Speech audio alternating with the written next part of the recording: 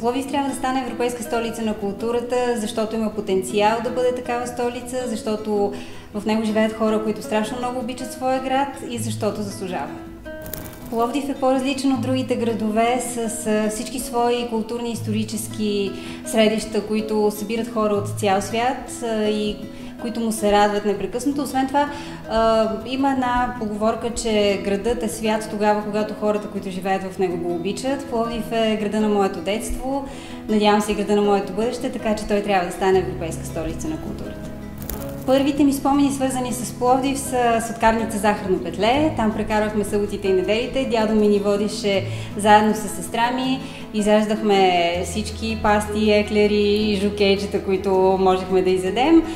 Едно от любимите ми места е Капана, разбира се, и другото любимо място, което отново свързвам със своето детство, това е Царската градина и пеещите фонтани.